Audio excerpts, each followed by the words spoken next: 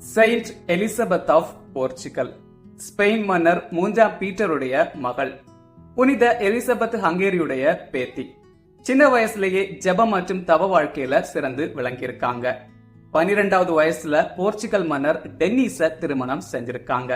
இவங்களுடைய கணவர் கோபக்காரராகவும் இறை நம்பிக்கை இல்லாதவராகவும் இருந்திருக்காரு. இருந்தாலும் எலிசபெத் தினமும் உண்ணா நோன்பிருந்து தன்னுடைய கணவருக்காக ஜெபித்திருக்காங்க.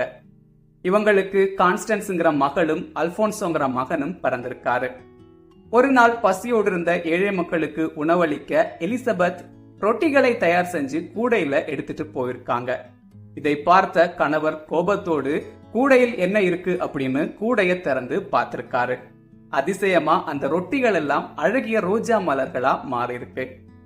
தொடர்ந்து 40 ஆண்டுகள் அமைதியுடனும் அன்புடனும் பொறுமையுடனும் ஜெப வாழ்க்கை வாழ்ந்திருக்காங்க எலிசபெத். இதன் பலனா ஒரு கட்டத்துல இவங்களுடைய கணவர் மனம் மாறியிருக்காரு. மனம் மாறினதுக்கு பிறகு 12 வருஷம் இவங்களோடு அன்போடு வாழ்ந்து வந்திருக்காரு கணவர். கணவர் இறந்ததுக்கு பிறகு கிளாரா துறவற மடத்துல சேர்ந்திருக்காங்க எலிசபெத்.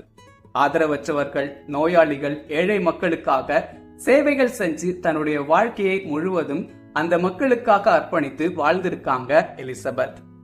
மன்னர்களுக்கிடையே நடக்கவிருந்த போர்களை தடுத்து அமைதியை நிலைநாட்டியிருக்காங்க எலிசபெத். இதனால எலிசபெத் அமைதியின் அரசின்னு புகழப்பட்டிருக்காங்க.